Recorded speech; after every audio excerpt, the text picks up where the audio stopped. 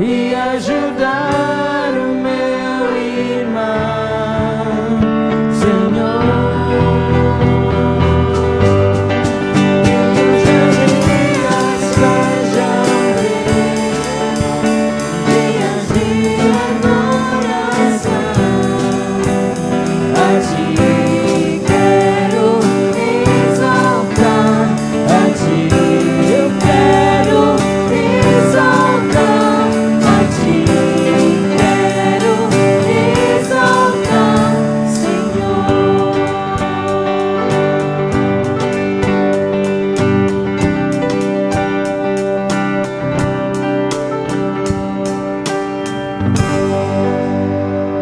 Vamos levantar para continuarmos a louvar o nosso Deus.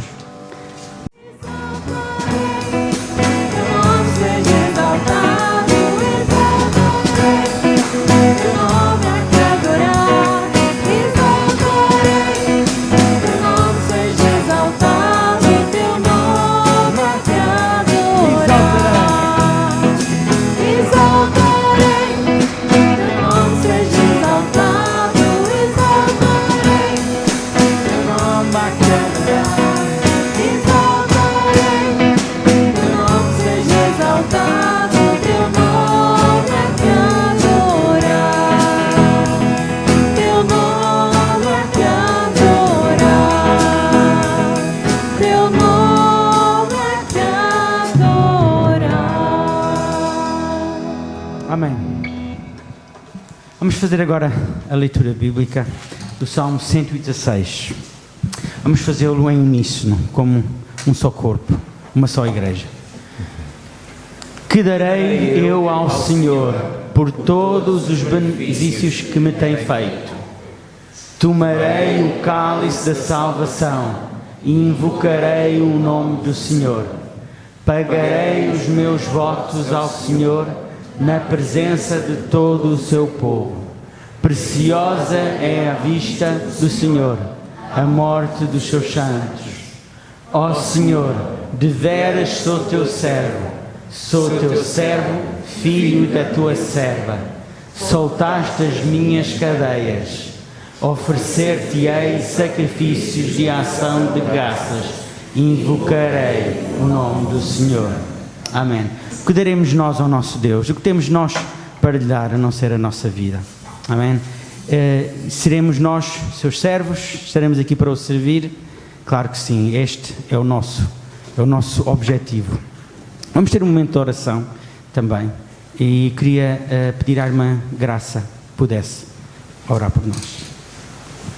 Senhor nosso Deus e Pai, nós te agradecemos pelo facto de podermos estar aqui na tua casa neste dia, Senhor. Te agradecemos porque temos esta possibilidade de nos irmos embora um pouco afastados fisicamente uns dos outros, Senhor.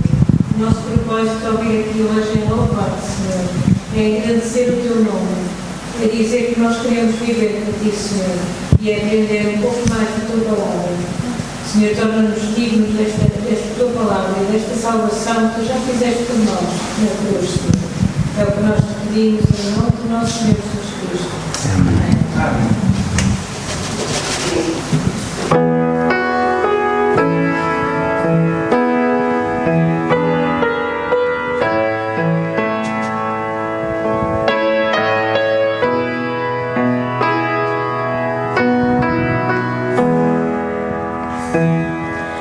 Cristo bom Eis meu querer, tua vontade sempre fazer. Faze-me forte pra resistir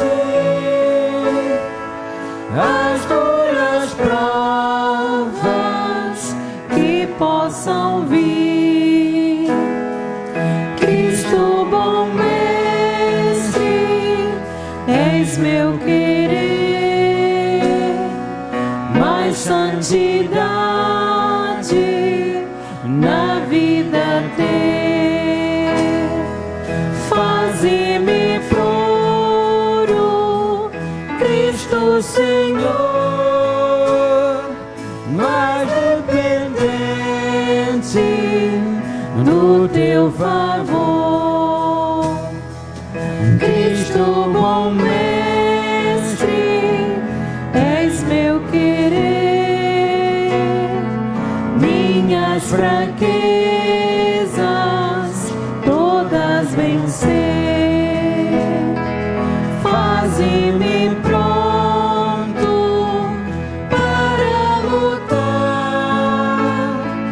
para a vitória sempre alcançar, para a vitória sempre alcançar. Os irmãos, se perceberam do salmo que nós lemos? Que darei eu ao Senhor por todos os benefícios que me tem feito. Quais benefícios o Senhor tem feito a nós? O que Deus fez que gera em nós essa sensação de: o que eu vou fazer em troca? O que eu vou fazer para agradecer?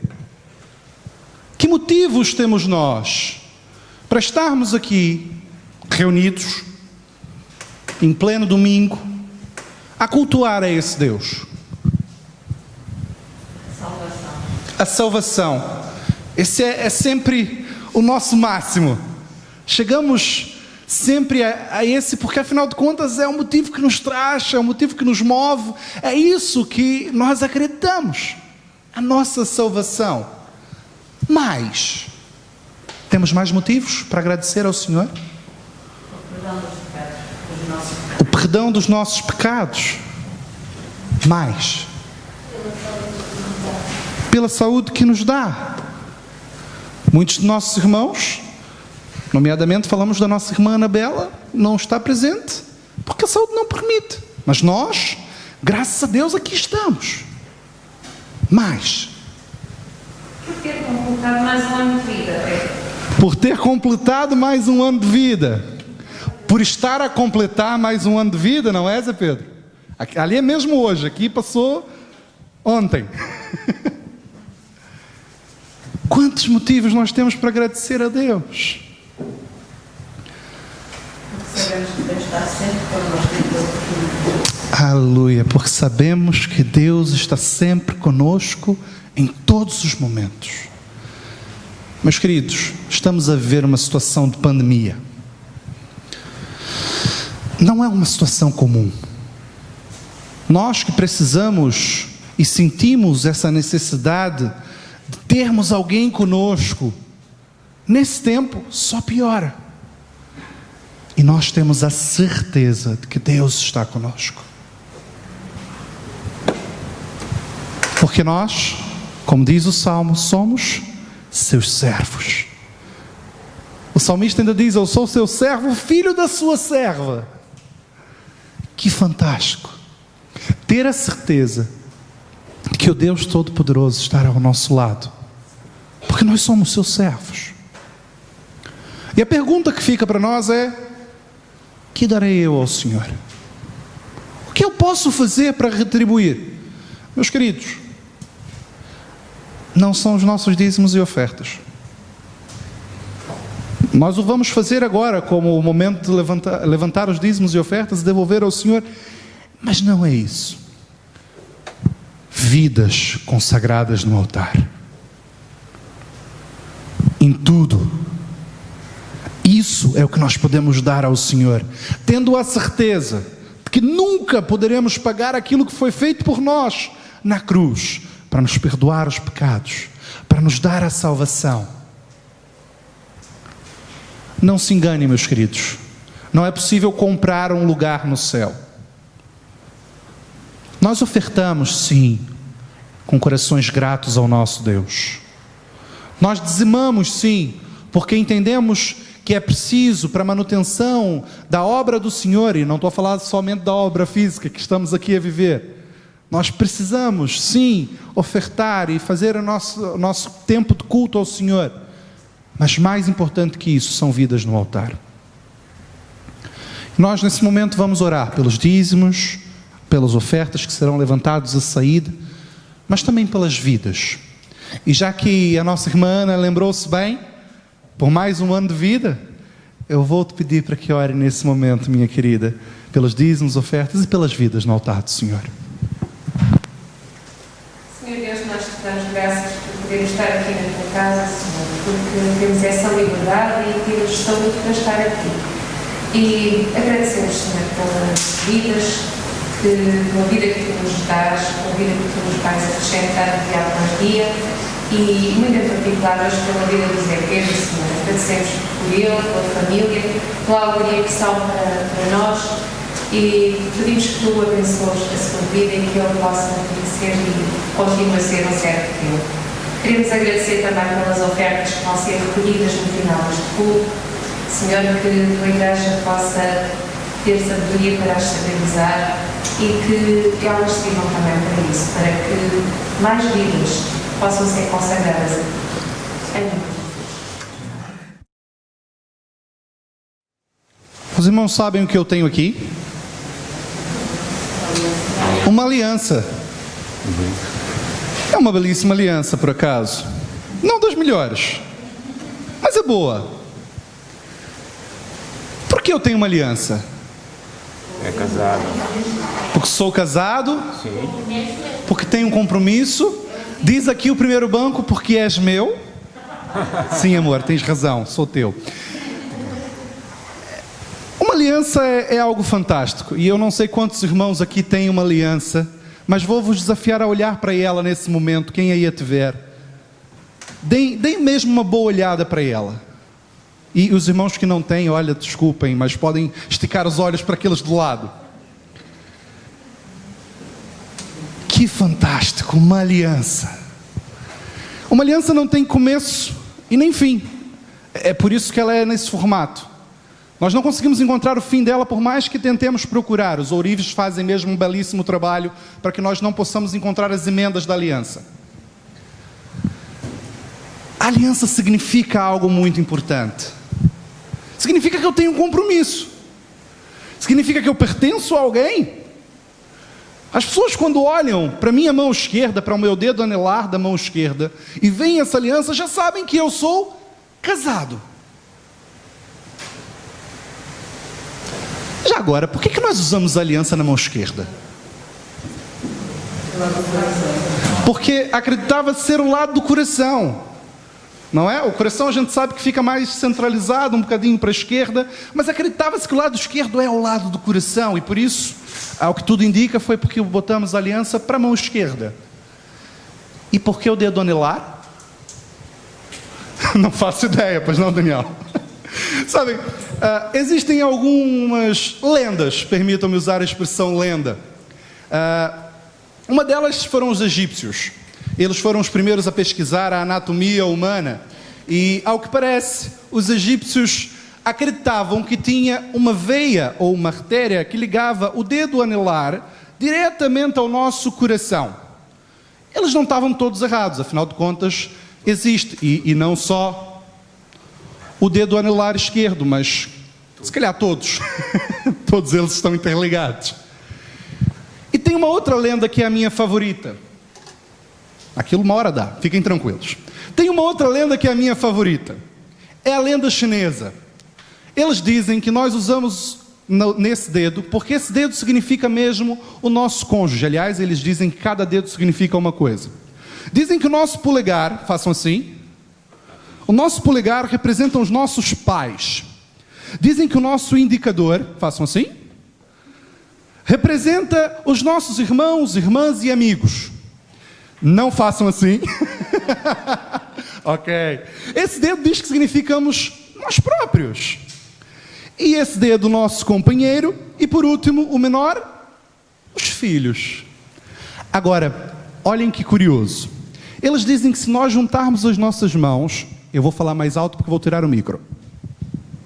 Se nós juntarmos as nossas mãos assim, podem fazer, e apontarmos o dedo, que significa a nós mesmos, para dentro, encostados um ao outro, nós conseguimos separar os pais. Afinal de contas, um deles vão-se embora.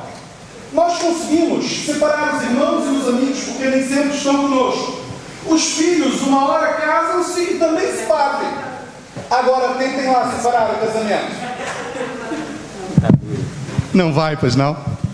É uma aliança. É fantástico, meus queridos. Na semana passada, nós lemos um texto em Malaquias, que eu desafio a abrir novamente, no capítulo 2. E começamos pelo versículo 10 na semana passada. E eu vou desafiar a ler apenas esse versículo antes de entrarmos no que vamos estudar essa semana. Malaquias 2:10. Diz assim, na tradução que eu aqui tenho, Malaquias, o último livro do Velho Testamento, antes do livro de Mateus, o capítulo 2, versículo 10. Ora, não temos todos o mesmo Pai? Não fomos todos criados pelo mesmo Deus? Por que então que fomos infiéis um com o outro, quebrando a aliança de nossos pais? Vamos orar a Deus mais uma vez. Deus Pai, eis-nos aqui, Senhor, com um pequeno trecho da Tua palavra lida. Deus, mais uma vez eu te peço que não seja eu a falar, mas o Teu Espírito Santo através de mim, em nome de Jesus. Amém. Por que quebramos a aliança dos nossos pais, ou dos nossos antepassados? É interessante. O texto começou mesmo assim, e só dando uma relembrada àqueles que estiveram aqui na semana passada, ou uma contextualizada àqueles que não estiveram. Na semana passada nós tivemos a ver que, primeiro de tudo, nós somos filhos de Deus. Não todos são filhos de Deus, mas nós somos filhos de Deus, porque aceitamos a Jesus. Depois, ele nos lembra que como filhos, temos uma expectativa diferente sobre a nossa vida do que sobre aqueles que são do mundo. Afinal de contas, nós temos uma expectativa diferente sobre os nossos filhos. A seguir, no versículo 11, ele diz que os filhos de Deus têm sido desleais ou infiéis. Têm tentado encobrir e cobrir como uma roupa algo que tem feito. No fim do culto até uma irmã veio ter comigo e disse, olha, nós temos uma expressão para isso, por trás dos panos, por baixo dos panos. É mesmo isso, é essa a ideia de estar a encobrir as coisas. Depois, ele diz que eles estavam a cometer uma abominação, algo nojento, que gera repulsa. Lembram dessa expressão que eu disse? Algo disgusting. Que estavam a manchar a santidade de Deus e profanar o seu santuário ao casarem-se com pessoas de fora do arraial, ou seja, que adoravam outros deuses. No versículo 12 ainda, que estudamos, diz as consequências de que Deus iria aniquilar as pessoas que fazem isso. Ok? Só dando essa relembrada da semana passada. E hoje? Bem, hoje nós vamos continuar a falar de fidelidade nos relacionamentos. E vamos começar pelo versículo 13. O versículo 13, na tradução que eu tenho em mãos, que é a NVI, a Nova Versão Internacional, diz assim: há ainda outra coisa que vocês fazem. Enchem de lágrimas o altar do Senhor. Choram e gemem, porque Ele já não dá atenção às suas ofertas, nem as aceita com prazer. Bem, se nós olharmos para o versículo 13, se calhar os irmãos vão me perguntar o que isso tem a ver com relacionamentos. O que isso tem a ver com aliança e relacionamento? Meus irmãos, é muito simples. Nós vamos entrar numa secção onde o profeta Malaquias vai nos lembrar que o nosso relacionamento com o nosso cônjuge interfere diretamente com o nosso relacionamento com Deus. Nós já falamos isso na semana passada. O grande problema do casamento misto era exatamente que os valores lá em casa começam a ser trocados. Então, quando o profeta agora vai fazer isso, Ele vai nos dar uma chamada de atenção e é mesmo nos detalhes. E eu vou mais uma vez olhar para esse versículo com atenção aos detalhes. Ele começa por dizer: há ainda outra coisa que vocês fazem. Se calhar outras traduções vão dizer: ainda fazeis isso outra vez. O que nós fazemos outra vez? O que é que tem mais uma coisa que nós fazemos? Porque outra vez, novamente, significa que já foi feito antes. E estamos a falar de uma secção só. Estamos a fazer outra vez, novamente, algo disgusting, algo nojento. Estamos mais uma vez a sermos infiéis para com a aliança. Ok? O texto está todo interligado e por isso que eu tive que voltar à semana anterior. Reparem, algo que estamos a tentar encobrir. Nós diríamos que, ao olhar o versículo 13, e somente o versículo 13, o povo estava a fazer algo mal? Algo abominável? Estavam a fazer algo que faz sentido encobrir? Eles estavam a chorar, a gemer no altar do Senhor, a apresentar ofertas. Isso é mal? A princípio não. Então por que é que o profeta anda a dizer que eles estavam a fazer algo mal? Sabem, eles andavam a chorar e a gemer porque Deus não aceitava mais as suas ofertas no altar. Deus já não os abençoava mais. Então, numa de tentar chamar a atenção de Deus, eles começavam a chorar, a gemer, a fazer um grande espetáculo. A verdade, meus queridos, é que eles tinham pecados não confessados diante do Senhor. Eles vinham adorar ao Senhor, vinham até o seu altar, a achar que estava tudo bem, a achar que Deus iria receber o seu louvor na mesma, a achar que Deus não se importava em como as coisas estavam lá em casa, se agora eu estou aqui a adorá-lo. Mas o nosso Deus se preocupa com o nosso coração. E estava a haver uma mistura: choro, gemido, adoração, ofertas e pecado. Pecado não confessado. Pecado é aquilo que nos afasta de Deus. Eles estavam a viver uma vida de aparência. E a verdade é que a nossa comunhão com o Senhor, ela é totalmente afetada por aquilo que nós fazemos no nosso dia a dia.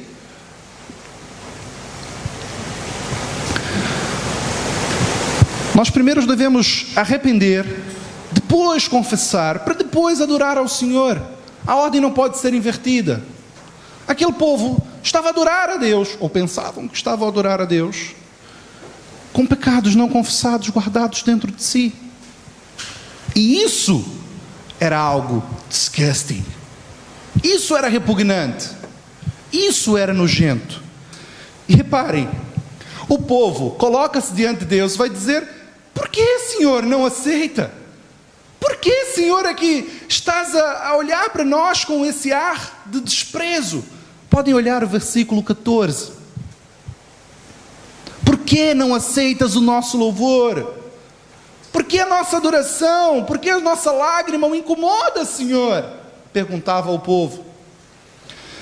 Mas diz-nos o texto: porque o Senhor foi testemunha entre ti e a mulher da tua mocidade, com a qual tu foste desleal, sendo ela a tua companheira e a mulher da tua aliança.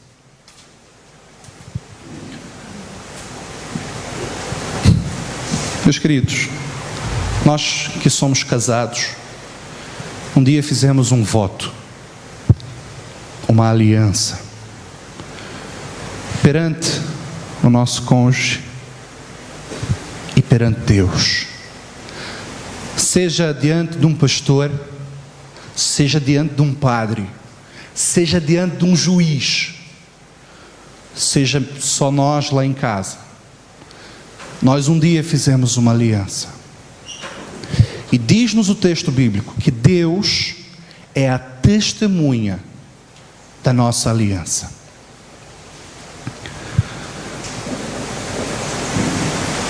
E entretanto, muitos não têm cumprido os votos. Têm sido desleais. Têm sido infiéis, outras traduções vão trazer. Estamos mesmo a falar de adultério, queridos. Não estamos aqui de meia palavra. Adultério. E sabem, Deus tem algo muito especial para os casamentos. Sempre foi assim desde o princípio. Lembram-se de Gênesis capítulo 2, versículo 24? Deixará o homem, seu pai e a sua mãe, unirá a sua mulher, e serão ambos uma só carne. Nós sabemos esse versículo de cor, mas a profundidade desse versículo, por vezes nós levamos de ânimo leve. Uma só carne. Sabem o que quer dizer uma só carne? E eu não vou voltar ao hebraico, eu podia fazer, mas não é esse o objetivo. Quer dizer que eu sou teu, amor, e tu és minha. O meu corpo não me pertence mais. A minha vida não me pertence mais. Ambos somos um para com o outro. E ambos somos do Senhor. Uma só carne. E se acham que não é isso que quer dizer, o versículo 15 desse texto que estamos a ler, ele vai voltar a esse princípio. Diz assim: não foi o Senhor que os fez um só? Em corpo e em espírito eles lhe pertencem. E por que um só? Porque ele desejava uma descendência consagrada. Portanto, tenham cuidado. Ninguém seja infiel à mulher da sua mocidade. Nós pertencemos ao Senhor. O nosso casamento pertence ao Senhor. A nossa vida em todos os aspectos pertence ao Senhor. É muito fácil dizer: Deus, tudo é teu, toma-lo. Mas na hora de dizer que o meu casamento pertence ao Senhor é mais complicado. Porque, Pablo, não é você que convive com a mulher que eu tenho lá em casa. As coisas são difíceis. Meus queridos, a verdade é que Deus fez com que ambos fôssemos um só. E Deus fê-lo por uma razão muito simples. Deus fê-lo por uma razão muito simples. Porque Ele tinha um plano. Tentem ver nos vossos textos. Por que Deus fez-nos um? Está aí no versículo 15. Porque Ele desejava uma descendência santa, consagrada a Ele. Deus tem um propósito, meus queridos. Deus tem um plano a longo prazo. Aliás, Deus tem um plano para toda a eternidade. E esse plano, ele começa de uma forma muito simples: homem e mulher. Ambos tornam-se um. Têm filhos. Esses filhos são consagrados ao Senhor. O que faz uma família consagrada ao Senhor. Essa família consagrada ao Senhor pertence a uma comunidade, a uma igreja. Uma igreja consagrada ao Senhor. E essa igreja, uma igreja totalmente, plenamente consagrada a Deus, pode impactar uma cidade, um concelho, um país. Meus queridos, podemos impactar o mundo. Podemos salvar almas para toda a eternidade, começando com o casamento. Esse é o plano de Deus. Foi isso que Deus preparou. E exatamente por isso, por esse motivo, portanto, é isso que diz-nos o texto bíblico: portanto, tenham cuidado, tenham atenção. Sabem, eu espero que alguma Bíblia traga uma outra tradução, porque tenham cuidado e tenham atenção ainda está tão aquém daquilo que o texto quer dizer. Alguém tem uma outra tradução para esse trechinho? Portanto, tenham cuidado, tenham atenção. Cuidai de vós mesmos e vossos filhos. A irmã, Portanto, cuidai de vossos filhos. guardai-vos em vosso espírito. Gosto. Zélia tem dito outra coisa. Cuidais de vós mesmos, ok. A tradução da irmã Esmeralda é a que está mais próxima do texto original lá em hebraico. Sabem, a expressão hebraica aqui é a expressão chamar rua. É uma expressão que quer dizer, o chamar é um preste atenção, olhe bem, fique atento, interiorize, guarde, preserve, observe. E ruá é espírito. É tipo, guarde em seu espírito. Interiorize de uma forma tal que isso penetre o teu espírito. Tenha atenção de uma forma tão especial que isso penetre até o teu espírito.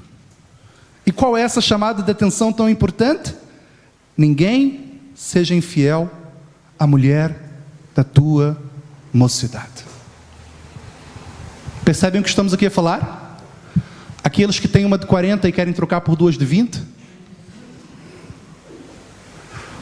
Ou aqueles que se calhar acham que as mulheres são como os carros.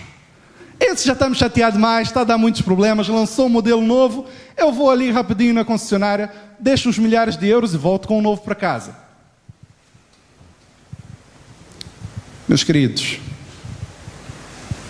eu não sei se vocês sabem, mas Portugal, não estou a falar do Brasil, não estou a falar de outros países mais liberais, Portugal é o país na Europa com o maior número de divórcios.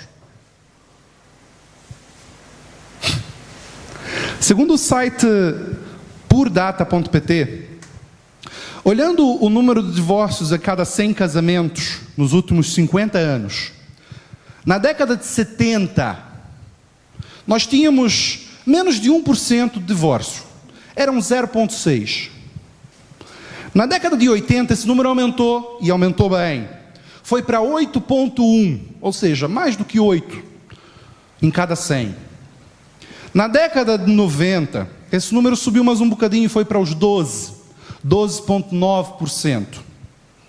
Quando chegamos à década do ano 2000, parece que as coisas andaram mesmo um bocadinho mais complicadas, porque chegamos aos 30%, ou seja, 3 em cada 10 casamentos acabavam.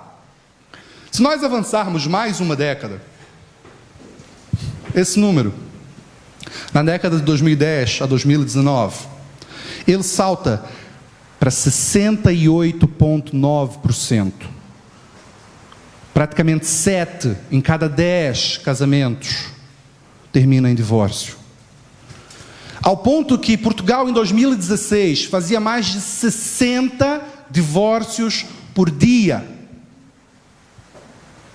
Volto a dizer, eu não estou a falar do Brasil. Estou a falar de Portugal. 60 divórcios por dia. Mais de 60. Alguns sites vão dizer 72. Mais de 60. Sabem, nós não temos dados atualizados ainda, mas sabemos de uma coisa. Na pandemia, os divórcios aumentaram. Meus queridos, lá fora, andam a dizer que está tudo bem se divorciar por tudo e por nada. Lá fora andam a dizer que o casamento é uma instituição falida. Nós temos muitos cristãos, filhos de Deus, a dizer, epá, eu vou casar, se não der certo, separo. Sabe como é? Ela é chata. E ele deixa a toalha molhada em cima da cama. Oh, meus queridos, andamos a brincar. E a aliança? E Deus como nossa testemunha? Deus tem expectativas diferentes para nós que somos seus filhos. E sabem o que é pior? Podem olhar para o vosso texto. No versículo 16 diz, porque o Senhor, o Deus de Israel, odeia o repúdio, ou odeia o divórcio.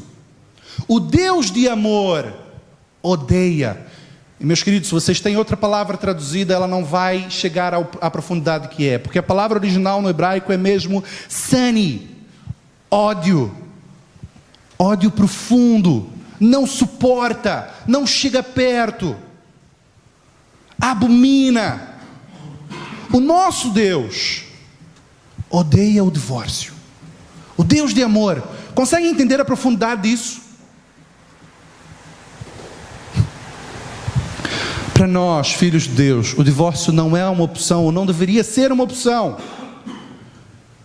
É claro que eu não estou a dizer que a Bíblia, sob nenhuma circunstância, diz que o divórcio deve acontecer. Existem algumas leis que o próprio Deus determinou lá em Deuteronômio 24, do 1 ao 4, aqueles que gostam de pesquisar, Deuteronômio 24, do 1 ao 4, algumas leis para proteger os divorciados, principalmente as mulheres que não tinham direito nenhum naquela época. Eu volto a dizer, isso não faz parte do plano original de Deus, mas Jesus nos diz em Mateus capítulo 9, versículos 8 e 9, que por causa da dureza do coração humano, deu essas leis. A verdade é que, sob algumas condições de excepcionalidade, permitam-me a expressão, nós podemos divorciar. Existem 3 comumente aceitas, e os irmãos já devem sabê-las bem. O adultério, nós acabamos de ver que Deus é totalmente contra o adultério. Lá em 1 Coríntios, capítulo 7, versículo 15, vai nos dizer sobre o abandono por parte do marido descrente, ou a esposa, também pode se encaixar aqui nesse texto. E a terceira, está nesse texto de Malaquias. Malaquias 2, o verso a seguir, o 16. O homem que se cobre de violência, como se cobre de roupas, ou aquele que se encobre de violência como com a sua roupa. Meus queridos, na minha limitada perceber humano, no meu limitado conhecimento, eu entendo que ele está a falar de violência doméstica.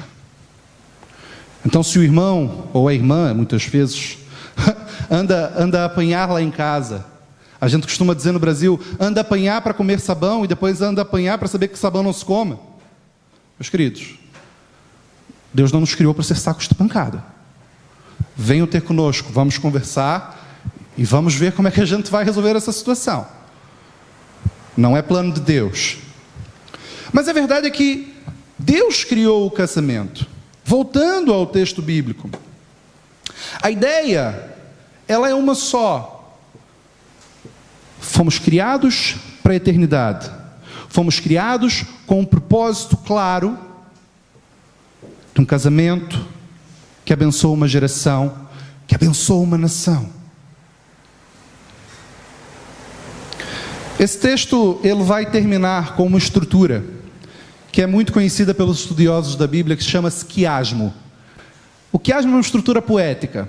Ele começa com uma ideia, desenvolve e volta mesmo à ideia inicial para fechar o texto.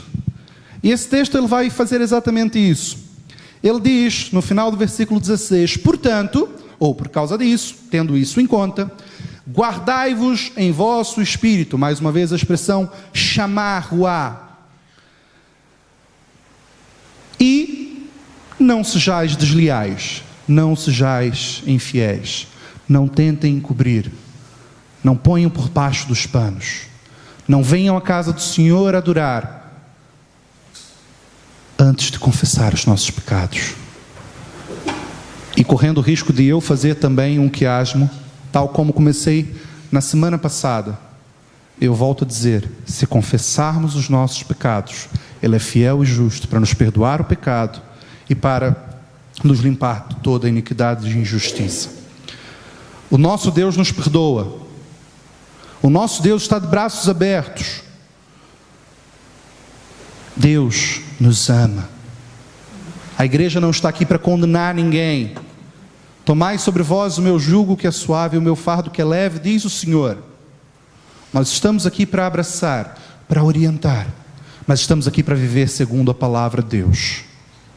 Ela é a nossa regra de fé e de prática. Meus queridos, o meu desejo para cada um de nós é que vivamos em sinceridade, em integridade, em todas as áreas, a começar nos nossos relacionamentos, para que o nosso Deus seja glorificado lá em casa, na criação dos nossos filhos, nas nossas comunidades, na nossa cidade, no nosso país. Que Deus nos abençoe. Este é o meu respirar,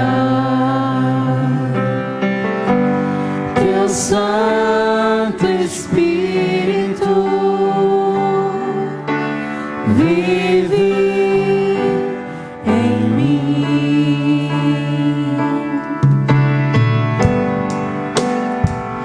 e este é o meu pão,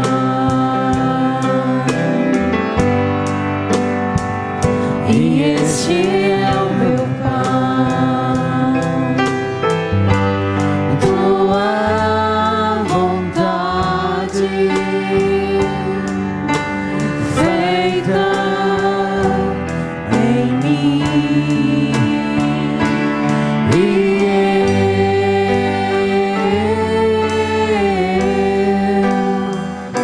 eu nada sou sem ti.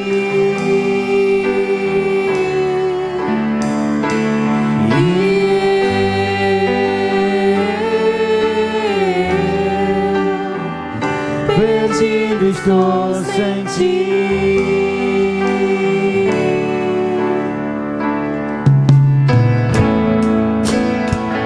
Este é o meu respirar, este é o meu respirar. Teu Santo Espírito vive em mim, e este é o meu pão,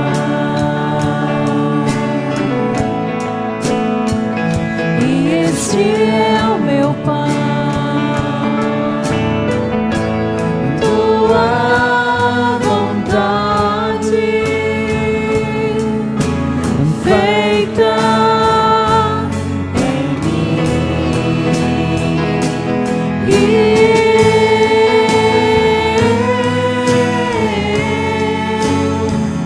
eu nada sou sem ti.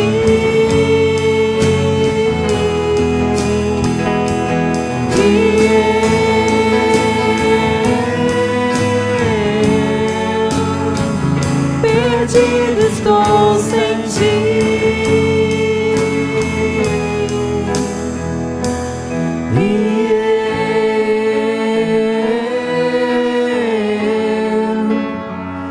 Eu nada sou sem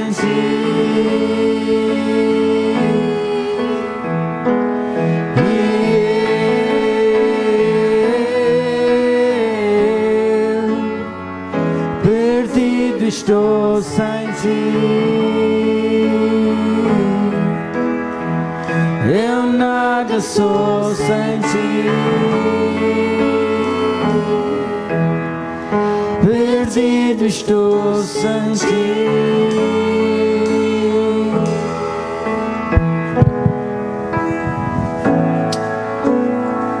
Vamos orar mais uma vez.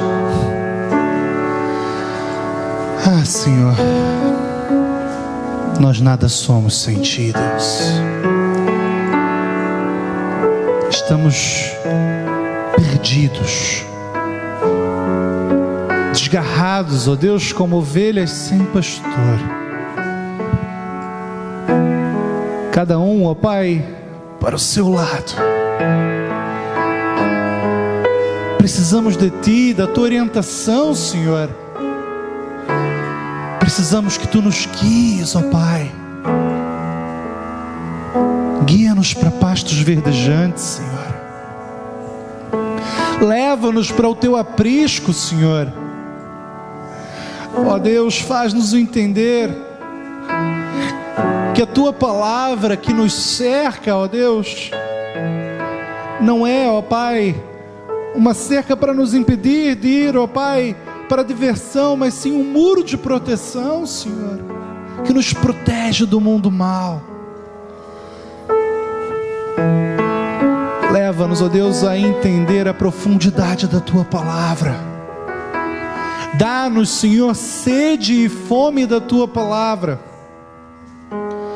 Deus, que ao longo da nossa semana, os nossos passos sejam guiados por Ti e pela Tua palavra a cada dia, Senhor.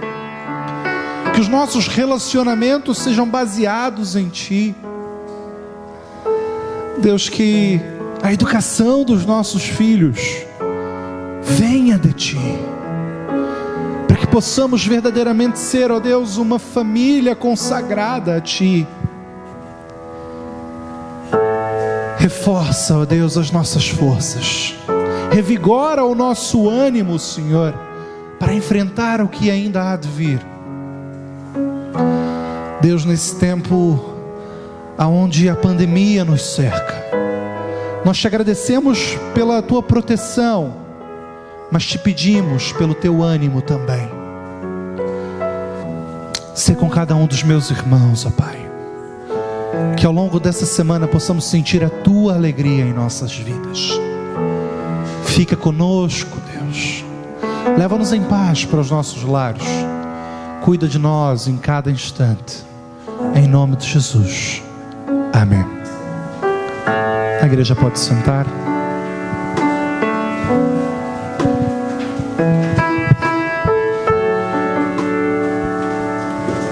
Meus queridos, antes de nós irmos embora, eu quero vos lembrar o que diz Mateus capítulo 10, versículo 16. Diz-nos a palavra: eis que vos envio como ovelhas para o meio de lobos. Por isso, sede prudentes como serpentes e simples como pombas. Meus queridos, estamos a viver dias difíceis, dias de pandemia. E a verdade é que eu disse no princípio e volto a dizer agora: as autoridades estão à procura de quem não cumpre as regras. Por isso, máscaras mesmo na rua, distanciamento 2 metros, grupos de no máximo 5 pessoas. Vamos ouvir aquilo que os nossos porteiros têm a dizer. Por mais aborrecido que possa ser, tem um motivo: precisamos ser prudentes. No próximo domingo nós vamos descer para o salão de baixo, e isso depende que os irmãos confirmem as presenças com a nossa irmã São Pascoal à saída, o horário, a dizer: eu venho no mesmo culto, eu venho no da manhã, eu não venho, porque nós vamos precisar montar cadeiras por núcleos familiares. Então vamos ser prudentes, e ao longo dessa semana vamos ter mesmo cuidado, meus queridos. As normas estão a aumentar porque o vírus está a se espalhar. Vamos ter cuidado. Que Deus nos abençoe e uma ótima semana.